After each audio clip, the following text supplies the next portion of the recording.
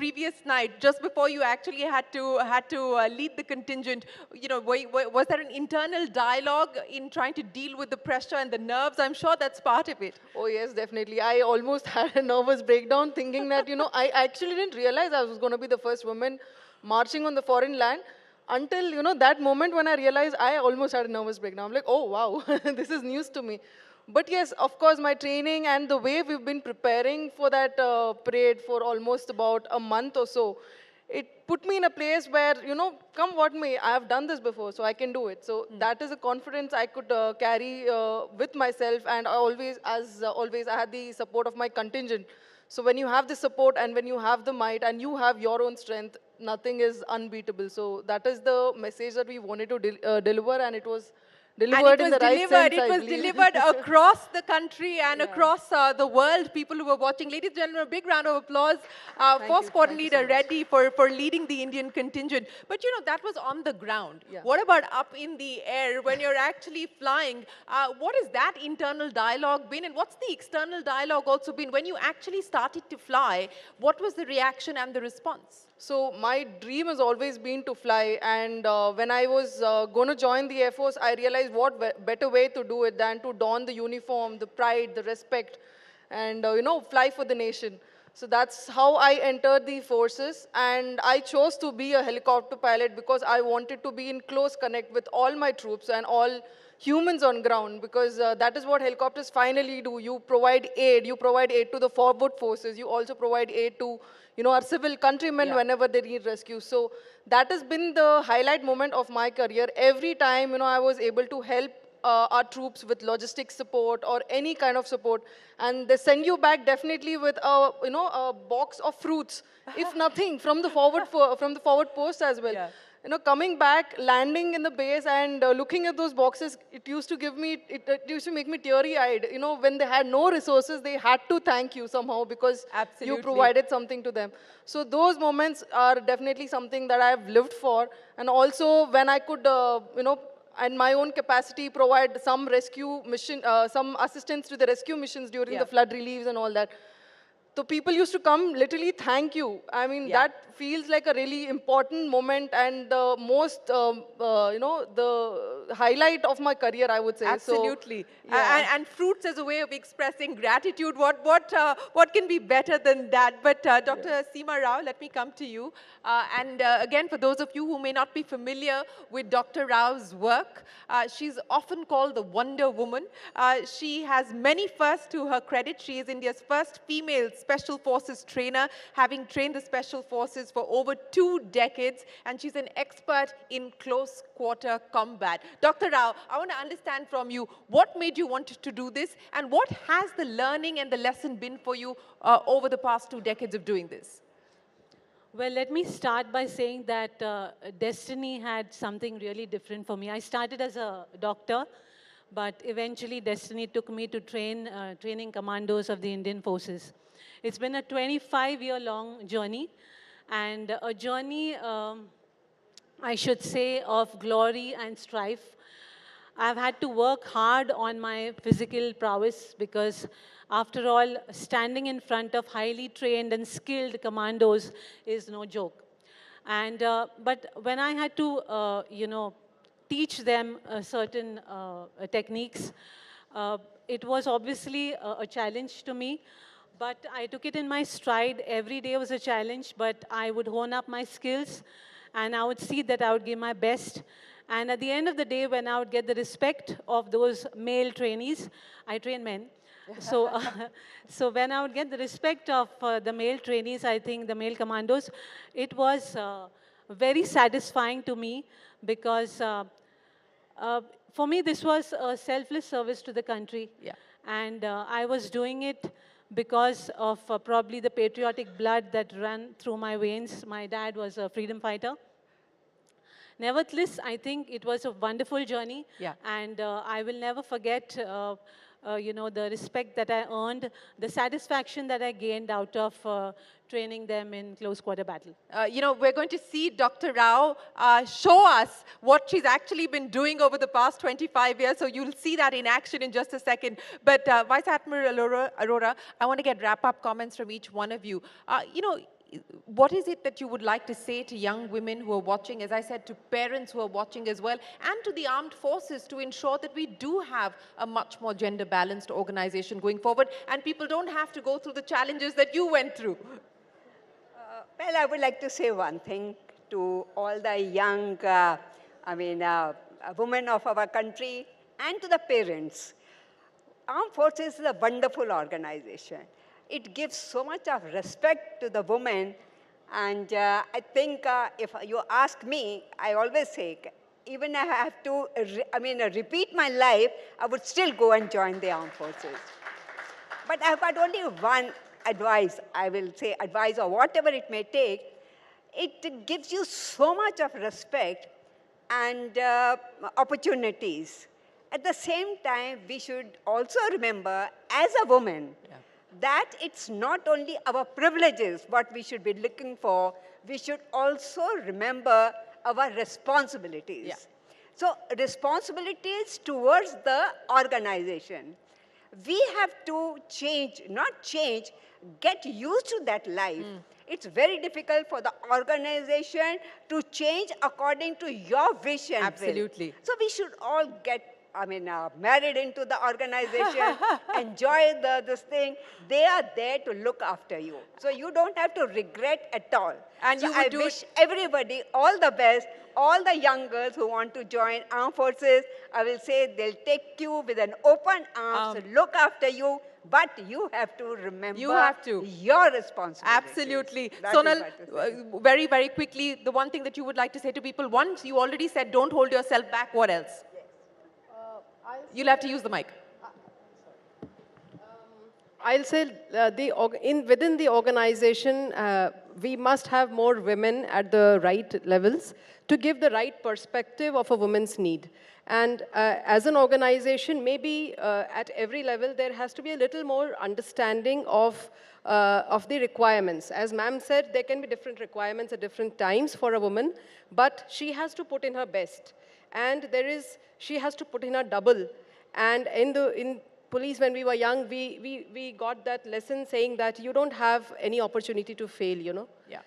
We don't have that chance. You have to succeed every time. Yes. So I think it's both ways for an organization as well as for us. Absolutely. Organization to be a little more accommodative and understanding as to what she needs at what time, and she may need certain things in certain times. Right. Maybe maternity leave, as ma'am Sure. said.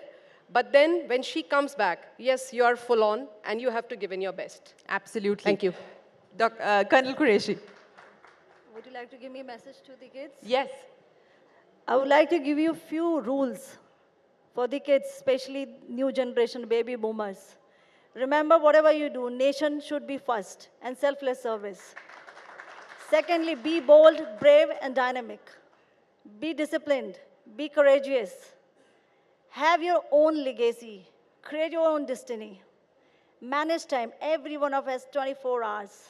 It only makes a difference of 3 to 4 hours when you play mobile or do something else. So manage your time, which is very important. And lastly, remember, you have to think about the country first. Thank you, Jai Hind.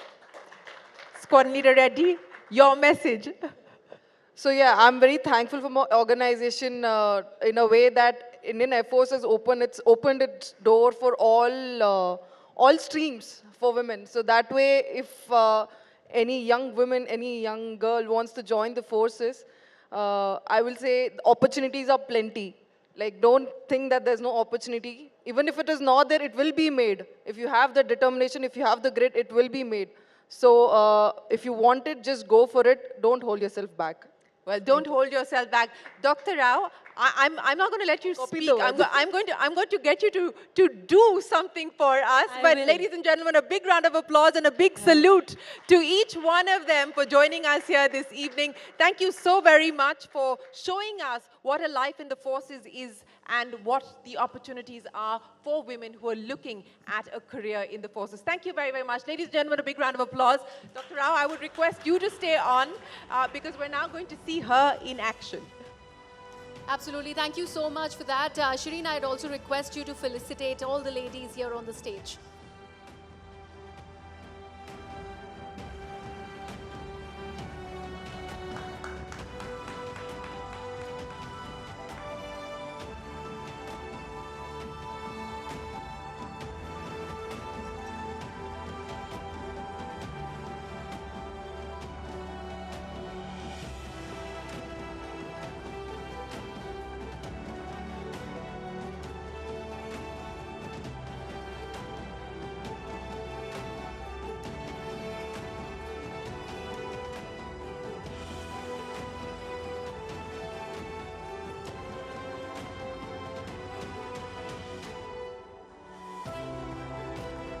A huge round of applause for these super achievers, ladies and gentlemen. Thank you so much for being here with us. And as Shereen has already teased for all of you, Dr. Rao has a special something that's planned for everyone.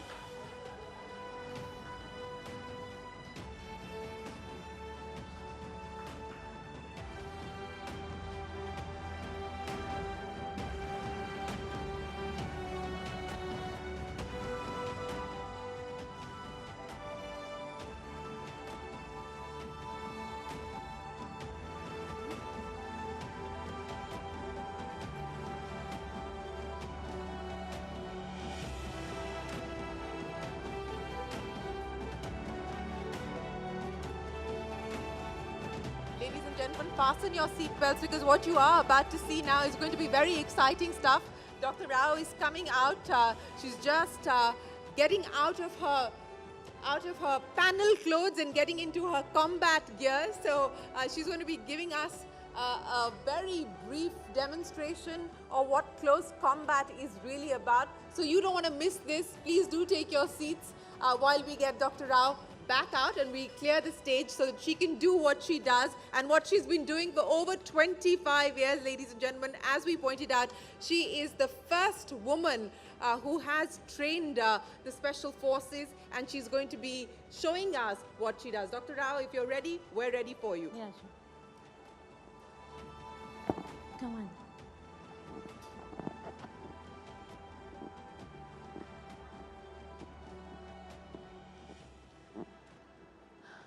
First and foremost, a very good evening to everybody. I read long back a quote which influenced my mind. The me I think is the me I'll be. I read one more quote which influenced my life. Life is tough, darling, and so are you. My journey in commando training was a very long journey, 25 years past. Then I realized that I wanted to empower women. So I devised a program called DARE, Defense to Assault, Rape and Eve Teasing. So I'm going to be talking about that. To start with, I'm going to read a few statistics which are very astonishing. The crimes against women, 50 per hour, 5 lakh per year. The rapes, 3 per hour, 30,000 per year. And kidnappings, 2 per hour, 1 lakh per year. Now this is extremely astonishing statistics, and that's why I came up with this program. Let me first try to make it very clear that there is a distinct difference between eve teasing, molesting, assault, and rape. Eve teasing and molesting requires a minimum response. The response should be a slap, maybe a threat. Assault and rape requires an aggressive response. And when I say aggressive, I mean that you need to hit the vital targets in a man's body. You need to be using anything and everything around you which you can take and whack him, hit him on his head, hit him on his joints. So there has to be a very aggressive response for rape as well as for assault, and a minimum response for eve teasing as well as molesting. I'm going to not take too much time talking. I'm going to go straight to a demonstration. Anand, can you come here? This is going to be an eve teasing response first. So here we go.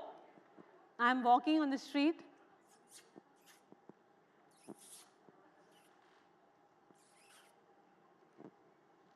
What you need to do here is, do not take your eyes away.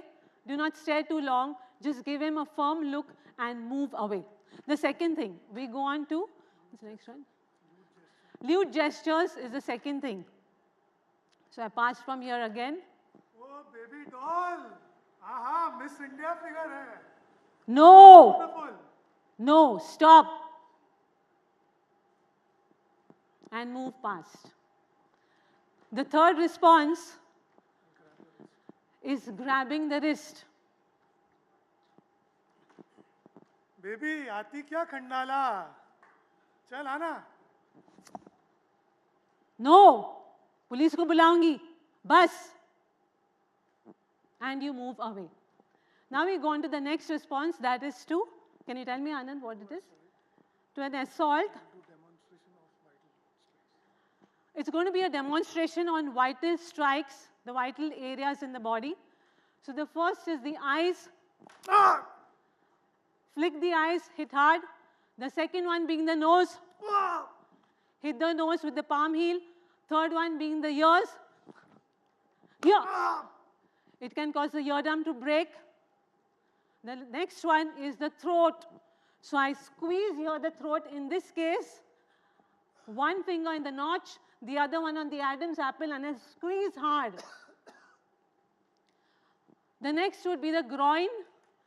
So for the groin, it could be a groin kick or simply a flick hard. I'm showing it on the thigh, it's actually done on the groin. And after that, you have the shin kick. So a front kick done to the shin. The shin is a bone here, very superficial. So I kick hard. And that's it. We go on next. Okay, so now these are techniques of, yeah. So go on. So the first one being a hair grab. बहुत शाना बन रही है तू बहुत शाना बन रही है चल दिखाता हूँ मैं तुझे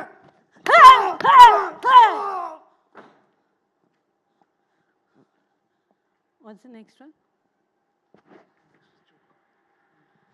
The next one is a choke done to your throat. गर्दन दबाऊंगा तेरा मैं गर्दन दबाऊंगा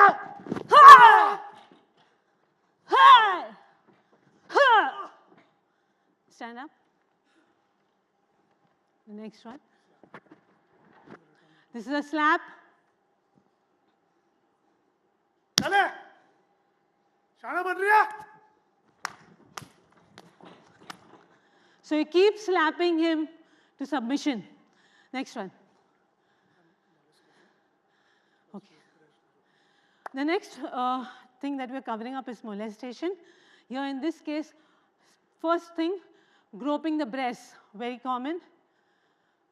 1 minute. Start. ब्यूटीफुल सेक्सी अभी मजा आएगा मुझे मजा आएगा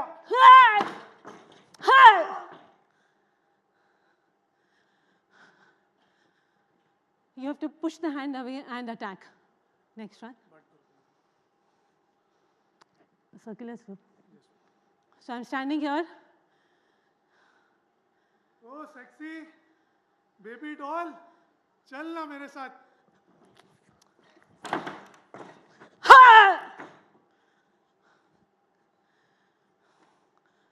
Next one.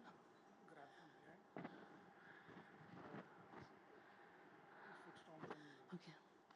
This is when you're being bear hugged from behind.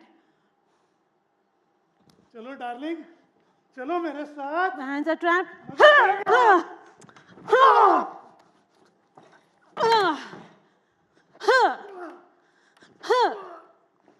Stand.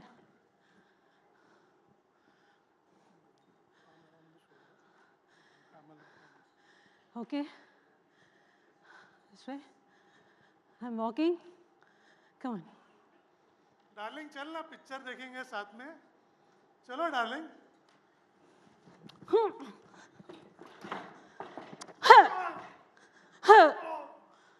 Stand.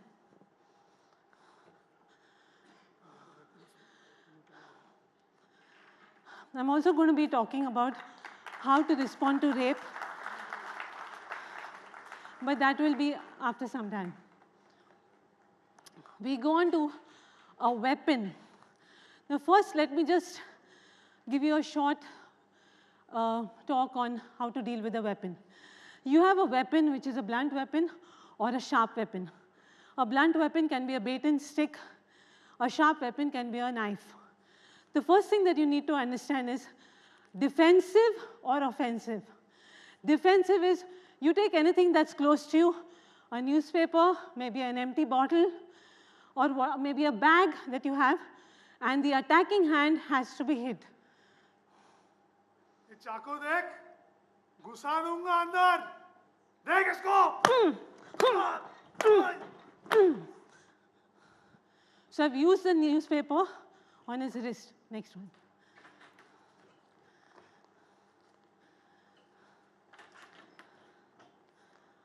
You have a bottle? Get fast.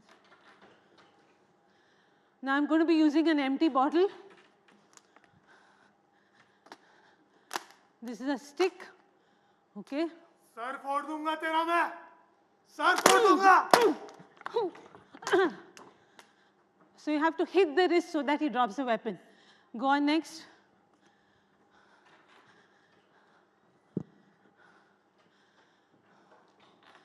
Now it is what to do when somebody is going to attack you with a knife. चाकू देख, अभी घुसाऊंगा, देख.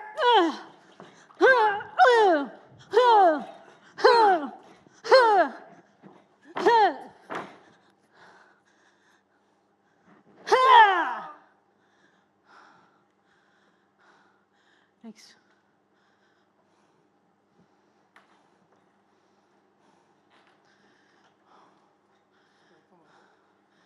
Straight forward.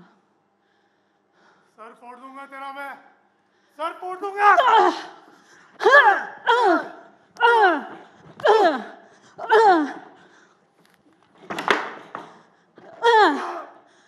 Stand.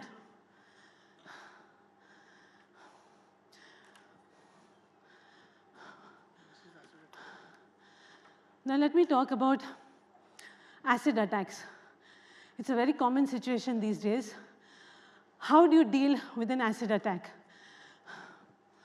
It's the rule of A, B, C, D, E. First, A stands for clearing of the airways. That is to see that the acid doesn't enter you through your nose or through your mouth into your respiratory tract. Second, B. Remember, acids could be liquid, they could also be powders. So B stands for brush off the powder from your body. Third is C. C stands for whichever areas of your clothes have been drenched in the acid, take your clothes off. Next, D. D stands for dilution. The acid needs to be diluted with lots and lots and lots of water. And lastly, E stands for emergency, in the sense that you have to call for an ambulance and take the person to the hospital. So first, do it. So here he comes, I'm standing innocently. चेहरा बिगाड़ देगा तेरा मैं. So first and foremost, the nose, mouth, do not scrub, okay? After that, get water. I have nobody else but Anand to get the water for me right now, okay? I brushed off, okay? Take the clothes off. Finally, you have water. Pour it, keep pouring, more water, more water, more water. Just keep pouring it on the area.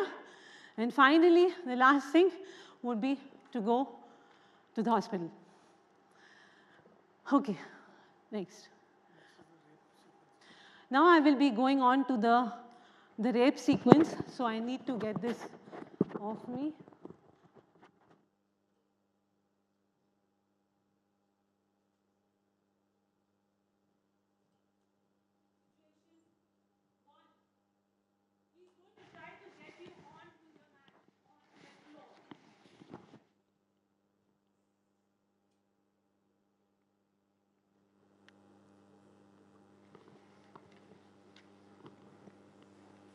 चल चल मेरे साथ चल. अभी दिख रहा है.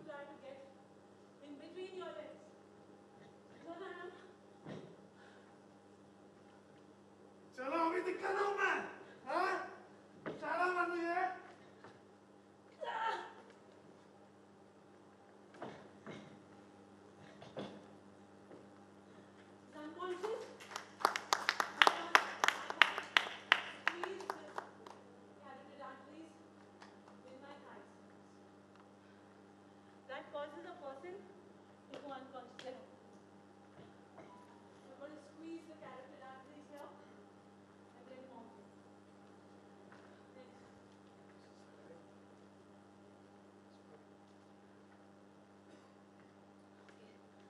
Now we're just going to, I think self-defense is very important for women. My daughter went to Germany for a fight in a cage against a female competitor. Unfortunately, a competitor did not come. What my daughter did, I told her simply, just select any male contestant over there and fight him. She did exactly that. And she's one of the very few women who's beaten up a man in a cage in Germany. So like I mentioned, fighting self-defense is important. I'm going to just show a small snippet of how to do it. Does it does? It's always good if you have protective gear, because otherwise you will end up injuring yourself a lot.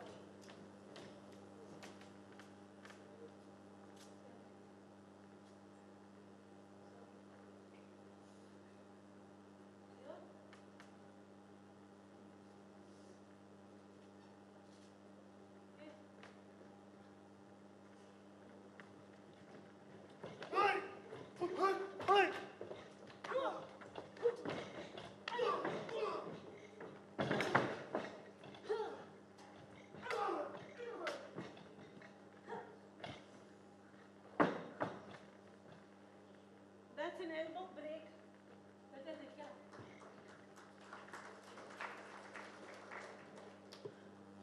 So lastly, let me just say one thing. It's important to go in terms of the fight. You take care of yourself.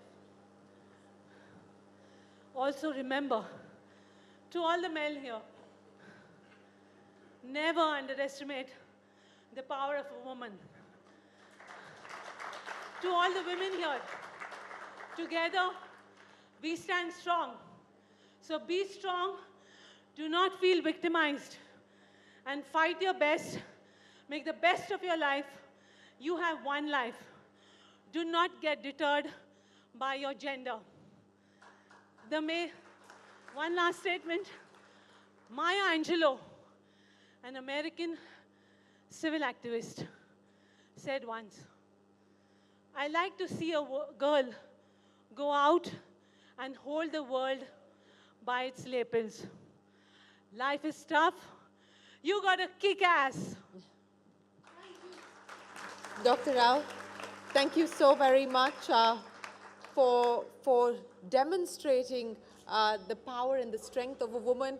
You know, I have to say I had mixed feelings watching you do that, because at many levels I was angry. I was feeling frustrated, angry about the fact that we still have to deal with this, that women cannot walk on the streets without having to feel like they have somebody trying to stalk them, or just a sense of insecurity and a lack of safety and feeling vulnerable constantly. I hope we create a world, I hope we create spaces, public spaces specifically, where women feel safe, where women can reclaim public spaces. I think that is also equally important. While self-defense is important, but all of us, civil society, the government, all stakeholders need to ensure that we create public spaces that are safer for women. We need to make spaces where men feel safe. Ladies and gentlemen, Dr. Rao, thank you very, very much for joining us here this evening. It's been a pleasure. Thank you so much, Dr. Rao and Shereen Bhan. Thank you so much. और अब बारी है हमारे अगले session की, जो कि है नीति शक्ति। शारीरिक शक्ति बाहरी तौर पर मजबूती दे सकती है, लेकिन आत्मशक्ति भी उतनी ही ज़रूरी है। आत्मशक्ति समाज और देश को न सिर्फ बाहरी बल्कि आंतरिक तौर पर भी ताकतवर बनाती है। ये बात उन बेमिसाल शीर्ष शक्तियों से बेहतर आखिर कौन जान सकता है, जो देश को बुलंदियों तक पहुंचाने में अपनी बेशकीमती भूमिका निभा रही हैं। करीब 15 लाख महिलाएं ज़मीनी स्तर से लेकर संसद तक राजनीति में सक्रिय हैं। ये वो सम्माननीय शीर्ष शक्ति शक्ति हैं जिनकी आत्मशक्ति ने ज्ञान शक्ति की ऐसी ज्योत जलाई जिसे बुझाया नहीं जा सकता. And today we shine a spotlight on women who are shaping policy and governance. Women who have assumed pivotal roles in shaping India's future from the grassroots to the parliament. With immense pride, we present to you the brilliant minds behind the nation's economic, bureaucratic, and academic landscape. But let me first request our colleague Chandra Shikrant to please come up on stage. Ladies and gentlemen, please welcome Shamika Ravi, a distinguished member of the Economic Advisory Council to the Prime Minister. Ms. Pranjal Patil, the first visually impaired IAS officer in the country. Remember, she is also the district magistrate in Shahadra, New Delhi. Babita, a sarpanch from Jammu and Kashmir's Laddu. And the accomplished Sanyogita Singh Chauhan, who is also a sarpanch from the Atari Gram Panchayat, and she is also an MBA, ladies and gentlemen. These remarkable stories we are hoping will be inspiring and illuminating the path forward. Over to you, Chandra.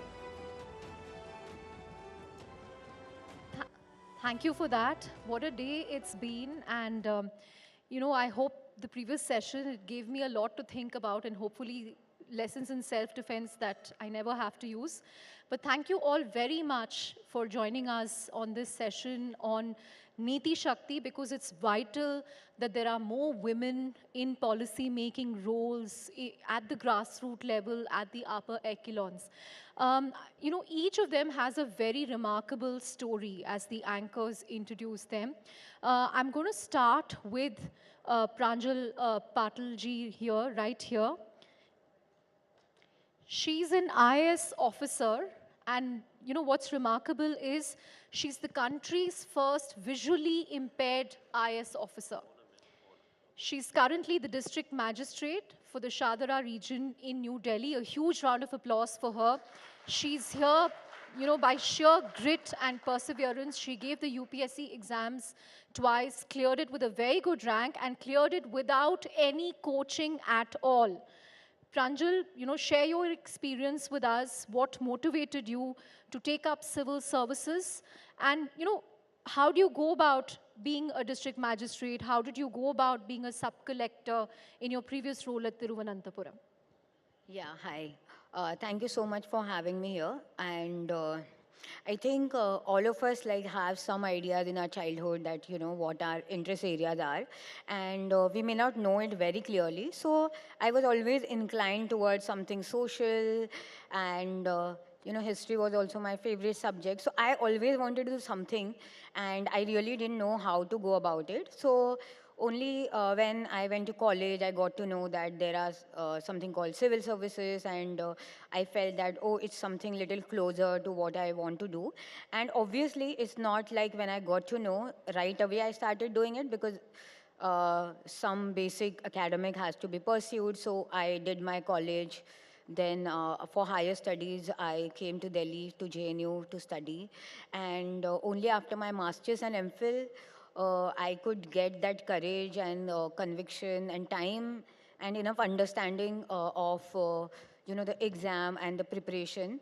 So I started preparing for it, and though it was not very easy journey, I think no journey is easy, no matter what background we come from. No journey is easy, but you know, with enough like with inner determination and external support, we all can do what we want. And I think, yeah, all credit goes to like my own determination and the support I received from family, friends, and teachers and everyone. Thank you.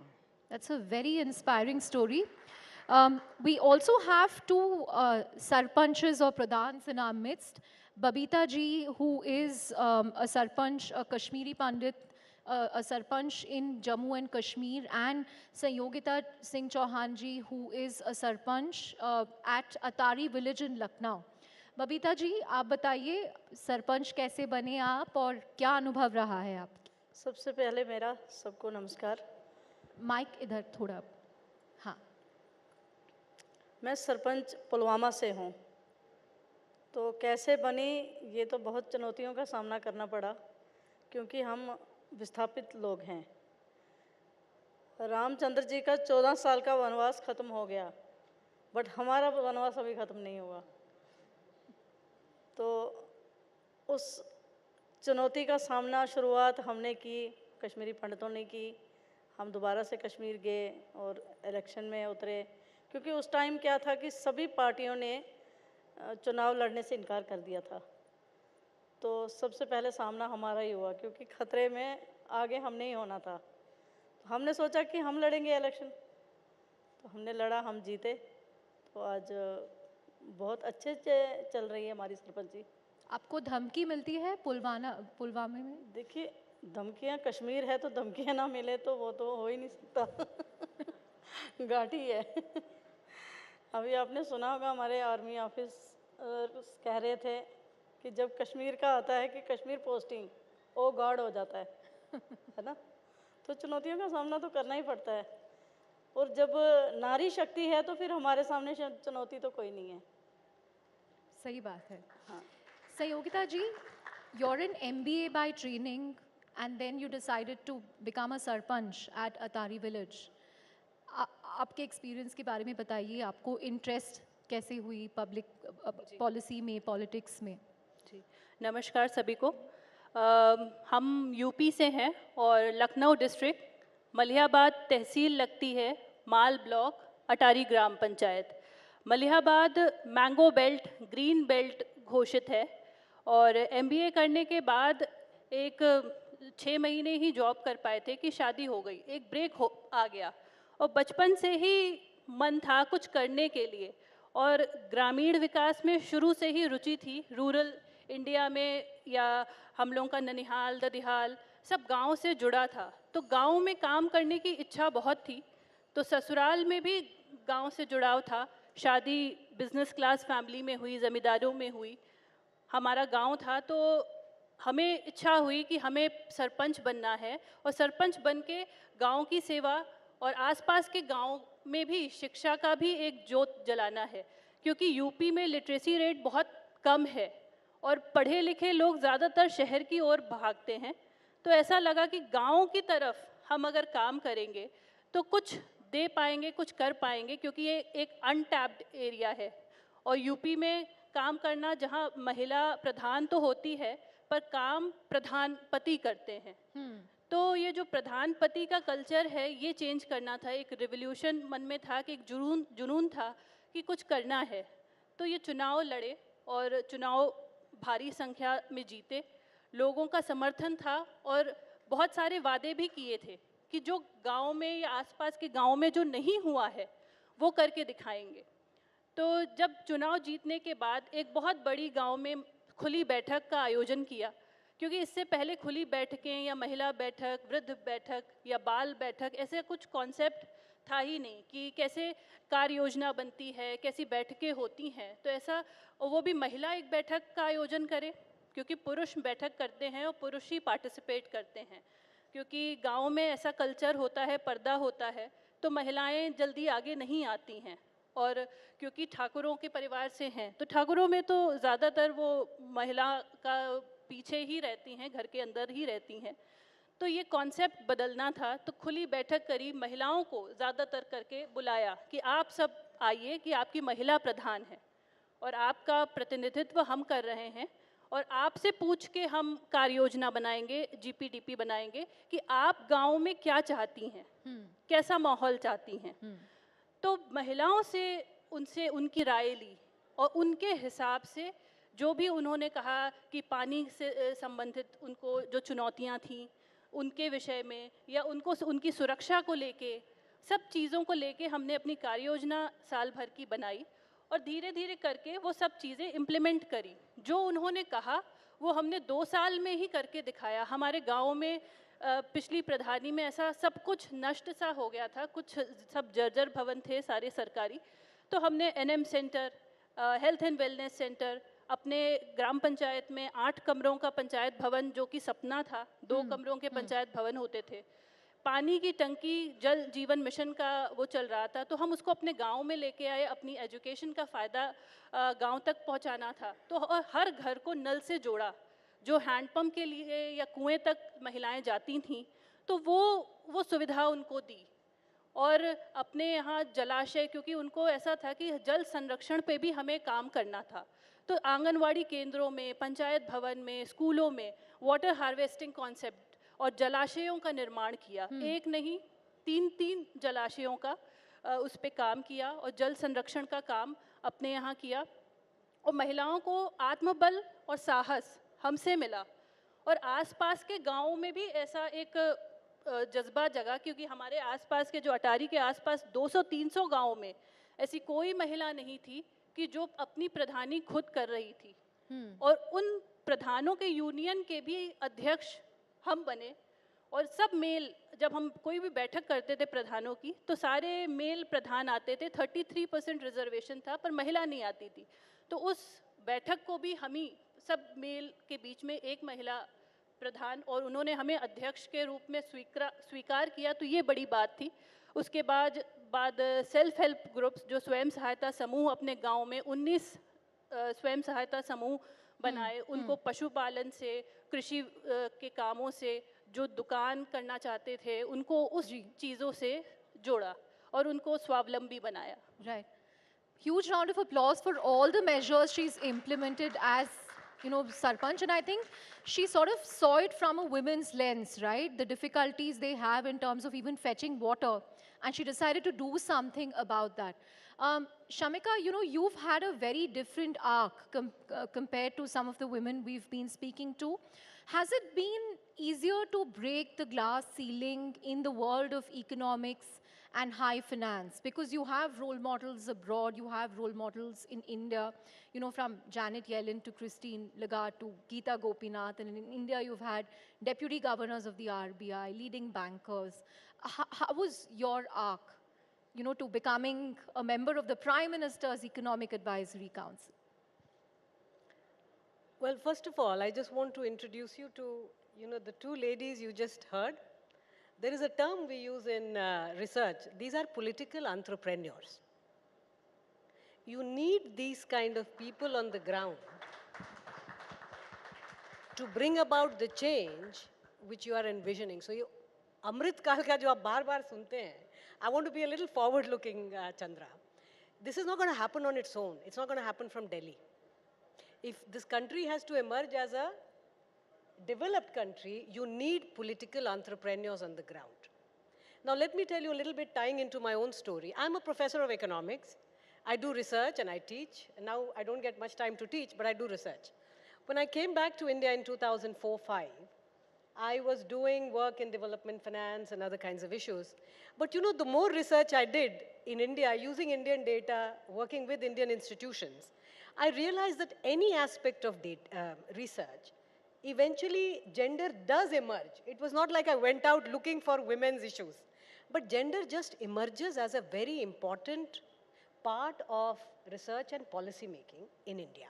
So let me tell you, entire development finance, this whole microfinance revolution that we've had in the last 30 years, or even PMJDY now that the government is part, it's overwhelmingly concentrated on women. Right? That's from the finance side of things. Because when you empower financially women, the household does well. The children's height and weight does better. Girls typically study more. And so there are many societal impacts. So there is a gender component. Jab health dekhna shuru kiya, then you realize that, in some of our best hospitals, most patients, female patients are missing. Meaning women are not coming to hospitals. Now, these are very summary, simple things to look at, but these are very disturbing findings. It's not the cost of healthcare, because we're talking about AIMS, jahan pe 2 million patients come every year. So you have massive amount of data.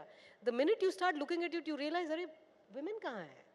So you see the concept of missing women, even in terms of seeking healthcare, these begin to emerge. Then we did a research almost 15 years back, which we called a silent revolution. Without a policy push, you are seeing assembly to parliament, constituency after constituency across the country. Women voters are coming out and voting more and more. This silent revolution, you should understand it now. It has transformed the political space of India. And because it has, no political party can ignore women anymore. And I can tell you 10 years back, we would not be saying this. So this is a silent revolution because when there is a surge of women voters, policies therefore begin to respond to women. I think we saw this play out in UP, right? There was a lot of analysis on... Absolutely. Yeah. In fact, not just UP, right? It is happening in your most developed, richest states. It is happening in the poorest states. It is happening in the remote states. So you are seeing the resurgence of women, and women voters drive a lot of the development agenda in the country, and political parties are responding to that. Right. So I think it was mostly the research, Chandra, and the commitment. When you see something happen, and it is empirically true of the nation, it's a very exciting time to be in India and to be involved in the policy making space. Right. Because next 25 years is transformational for this country. So you want to be part of it. So I made this small leap from full-time academic to now full-time policy. We're glad you did. Political entrepreneurs बताया आपको, क्या आप अपने आप को उस जरिए से देखते हैं कि आप political entrepreneurs हैं? जी बिल्कुल, अपने आप को हम देखते हैं क्योंकि अपने देश का विकास, राष्ट्र का विकास गांव से ही संभव है। और प्रधानमंत्री जी का भी विजन है कि हर चीज़ गाँव से, क्योंकि अपना एग्रीकल्चर बेस्ड हम लोग कंट्री हैं, तो गाँव से बहुत कुछ संभव है। हम लोग गाँव को, हमने उनको शौचालय से पहले शौचालय तक नहीं इस्तेमाल करना वहाँ गाँव में होता था, तो वो आवास, शौचालय, धीरे धीरे प्रोग्रेसिव गाँव, हमें गाँव को शहर नहीं बनाना, गाँव को एक विकसित गाँव बनाना है, समृद्ध गाँव बनाना है। तो उस दिशा में काम करने के लिए एक विजन चाहिए होता है, एक जुनून चाहिए होता है, और कुछ काम करने की उस रूरल इंडिया में ऐसे लोगों की भी ज़रूरत है जो ज़मीन से जुड़ के काम करें। क्योंकि पॉलिसी मेकिंग अगर हम किसी ऐसी कमरे में बैठ के करें और वहीं ग्रास रूट लेवल पे जब हम पॉलिसी बनाते हैं और उसको इम्प्लीमेंट करते हैं, तो उसमें ज़मीन आसमान का अंतर आता है कि योजनाएं बहुत होती हैं, योजनाओं को गांव तक पहुंचाना, उनको अवेयर करना गांव के लोगों को, और उनको फिर इम्प्लीमेंट करना, उनकी सुविधा वो ले सकें। जी। तो ये काम हम लोग कर सकते हैं ग्राउंड पे। बबीता जी? देखिए, अपने कार्यों से साथ साथ हमें पॉलिटिकल का भी चलाना है। पहले औरतें सियासत में नहीं होती थी, मगर सियासत ज़रूरी है, क्योंकि हमसे ज़्यादा सियासत तो आदमी लोग खेल जाते हैं। तो इसलिए सियासत में उतरना तो यही एक मिशन था कि उससे पहले ग्राउंड लेवल वर्कर बन जाऊं। मैं पहले ग्राउंड लेवल वर्कर थी। 2008 में मेरी जर्नी शुरू हुई थी, मैं बीजेपी में थी, तो तब मैं नॉर्मल वर्कर थी। तो 2018 में मैंने इलेक्शन लड़ा, उसके बाद में मैं सरपंच बनी, सरपंच से ही मैं ज़िला अध्यक्ष बनी बीजेपी की, महिला मोर्चा की, और आज मैं उपाध्यक्ष हूँ स्टेट की, जेके यूटी की, महिला मोर्चा की। तो मेरा बस यही है, मतलब मेरा मिशन यही है कि औरतों को जितना हो सके, इन बहनों को, कि सक्षम बन जाएं, सक्षम बन जाएं। क्योंकि हमारी जो विडोज़ हैं, हमारी जो डाइवर्सी औरतें हैं, कुछ गरीब हैं, कुछ लाचार हैं, कुछ हैंडीकैप्स हैं, उनके लिए जो स्कीमें हैं हमारी सेंटर में, तो बहुत सारी स्कीमें हमारी लॉन्च हो रही हैं, मगर क्या है कि घर घर गांव-गांव तक अभी पहुंच नहीं पा रही हैं। इन चीज़ों से काफ़ी चीज़ें अभी दूर हैं। जैसे हैंडीकैप्स हैं, किसी घर में 4-4 बच्चे भी हैंडीकैप्स हैं, जो मैंने खुद देखे हैं। एक बच्चे 2 बच्चे को स्कीम का फ़ायदा देंगे, तीसरे को नहीं देंगे। तो उसके लिए हम भी कोशिश कर रहे हैं, मतलब मिशन के में उतरे हुए हैं कि ये स्कीमों का फ़ायदा जो है कि ऑलमोस्ट सबको मिले। जी। अभी ओल्ड एज पेंशन जो चल रहे थे, वो चल रहा था, अभी बंद हो गया है। उसके लिए दोबारा से रजिस्ट्रेशन हो रही है, मगर अभी तक उनको 4-4, 5-5 महीने का ऑर्नामेंट नहीं मिला है। ऐसे कई स्कीमें हैं जो कि बंद हो चुकी हैं, हो रही हैं आस्ते-आस्ते से बंद। मगर चलिए, अब हमारा नारा, मोदी जी का नारा, मोदी है तो मुमकिन है, सब कुछ सही हो जाएगा। ऐसे ही मेरी जर्नी जो शुरू हुई है, मेरे हस्बैंड से हुई है। मेरे हस्बैंड बीएसएफ में जॉब करते थे, इन्होंने छत्तीसगढ़ में ड्यूटी की, उसके बाद में ये कश्मीर में आए, कश्मीर में 4 साल ड्यूटी की इन्होंने। तो उसी दौरान मैं सरपंच बन गई, तो इन्होंने वॉलंटरी रिटायरमेंट लेके मेरा साथ दिया, मुझे आगे बढ़ाया। ये गलत है, मतलब होता है, गलत भी नहीं है, होता है। नहीं, सुनने में बहुत हर अच्छा है। औरत के पीछे आदमी का हाथ रहे तो औरत काफ़ी आगे बढ़ेगी। इसलिए मैं कहती हूँ मोदी है तो मुमकिन है, हाँ संजय है तो मुमकिन है, क्योंकि बबीता तभी आगे बढ़ी। संजय कहाँ है वो? जी उनके लिए भी तालियां बजनी चाहिए। Behind every successful. Pranjal ji, I want to understand from you, how did this affect the way you look at policies within your district? Being a woman, how did it influence you, first in Thiruvananthapuram and as district magistrate, now in terms of your priority areas and focus areas? Yeah, I think getting to work at the district level, like the most local level in terms of administrative, from administrative perspective, it's a very great opportunity. It's in fact a learning opportunity, and it's very great because the efforts you put, you directly get to see the result. Sometimes we make policy and it takes time to get implemented, and then it takes even further time to see how it has impacted the intended section of the society. So at the district level, it has been my very special focus that how, like, of course now literacy level of our country has really gone high, and it's a very good development. But at the same time, we know that vocational competency, like young girls don't get as much as opportunities, to develop themselves vocationally as their brothers or, their classmates, male classmates must be getting. So in my district, there are a few institutes, they are vocational institutes. So I just focused on like how, they will get more confidence to give interview, to learn English, to learn basic computers, and how to talk in front of many people. And I'm very happy to share with all of you that their own teachers told me that their girls have done really wonderful in interviews, and they have got more placement than ever before. Huge round of applause for that. Yeah.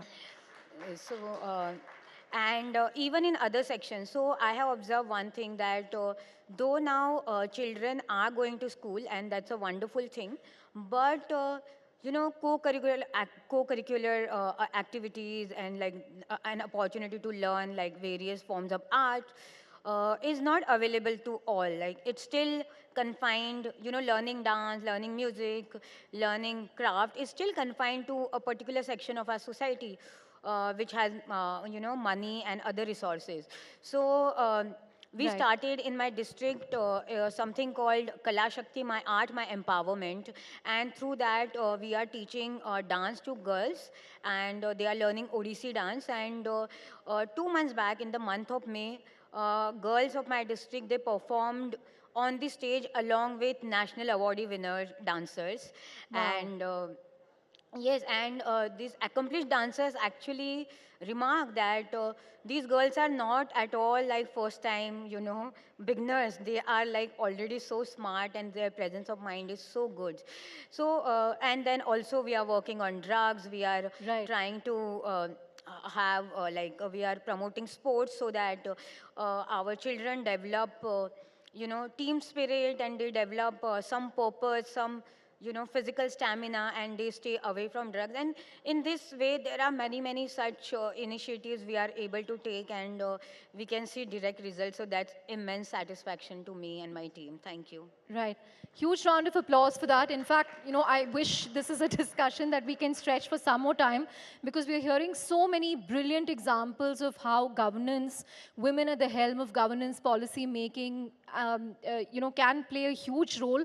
Thank you very much, all of you, Shamika Ravi ma'am, Sangyogita ji, Babita ji and Pranjal ji for sharing your experiences with us. And I hope this will spur more women in the area of governance and policy making. That's certainly the need of the hour. Thank you very much. Thank you so much for that. And Chandra, I'd request you to please hand over the mementos to the ladies.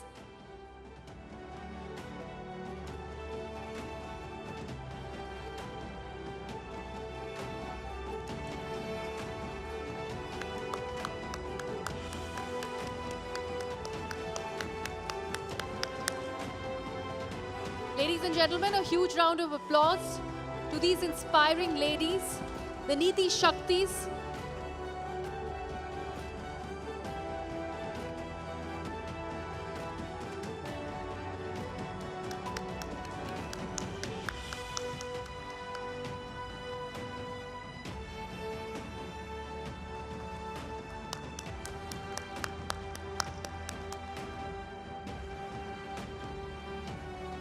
आप सभी का बहुत बहुत शुक्रिया। नीति शक्ति श्री शक्ति का एक बेहद अहम हिस्सा आने वाली पीढ़ियों को प्रेरित करने के लिए नेटवर्क 18 उन चुनिंदा श्री शक्तियों को सम्मानित कर रहा है, उनकी कहानियों को पूरे देश के साथ साझा कर रहा है, जिनके चलते हमारी लाखों करोड़ों महिलाओं को प्रेरणा मिल रही है।